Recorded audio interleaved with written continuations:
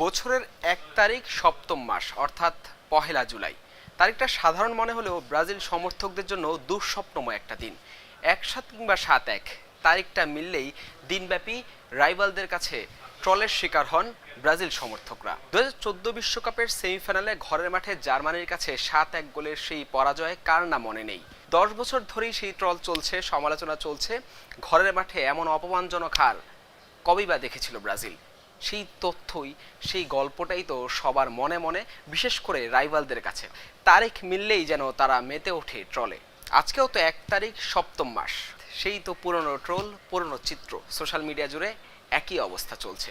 একটু যদি পেছনে ফিরে যাই ১০ বছর পেছনে, ২০১৪ সালের সেই সেমিফাইনালে কি হয়েছিল সেদিন। কোয়ার্টার ফাইনাল পর্যন্ত দাপুটে পারফরমেন্সে সেমিতে জায়গা করে নেয় সেলেসাওরা। মনে হচ্ছিল ঘরের মাঠে হেক্সা জয় করবে ৫ বারের শিরোপা জয়ীরা, কিন্তু সেই আশায় গুড়ে বালি। সেমিতে জার্মানদের একের পর এক আঘাতে বিধ্বস্ত হয়ে ওঠে ব্রাজিল শিবির। ৭ গোল হজম করে অপমানের হার নিয়ে বিদায় নিতে হয়েছিল বিশ্বকাপের মঞ্চ থেকে।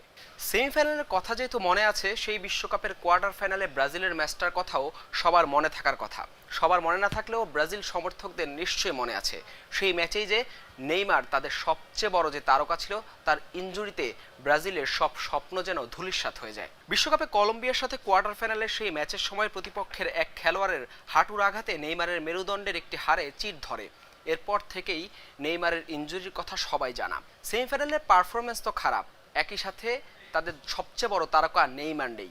মনস্তাত্ত্বিকভাবেই জার্মানদের বিপক্ষে খানিকটা পিছিয়ে ছিল সেলেসাওরা। আর ঘরের মাঠে শক্তিশালী জার্মানদের কাছে, তাদের আক্রমণ ভাগের কাছে পাত্তাই পায়নি ব্রাজিল। ফলাফল ৭-১-এর বড় পরাজয় নিয়ে বিশ্বকাপের মঞ্চ থেকে বিদায় নিতে হয়েছিল সেলেসাওদের। পরের ১০ বছরে দুটো বিশ্বকাপ, কোপা আমেরিকার টুর্নামেন্ট, সবকিছুতেই ব্রাজিলের ফলাফল শূন্য।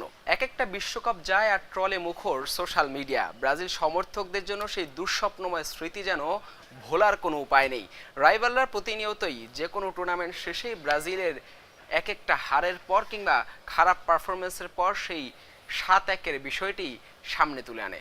যদিও দিন শেষে ফুটবলের আনন্দটাই আসল। একে অপরকে ট্রোল করছে, সমালোচনা হচ্ছে। ব্রাজিল ফ্যানরাও একসময় আর্জেন্টিনাকে ট্রল করতো, এখনও সুযোগ পেলে করে, জার্মানদেরকেও করে, জার্মানরাও আবার ব্রাজিল ফ্যানদেরকে করে।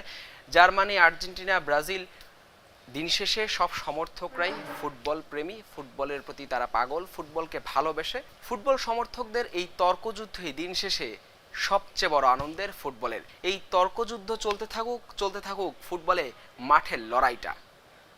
হাসান আল মারুফ, যমুনা স্পোর্টস।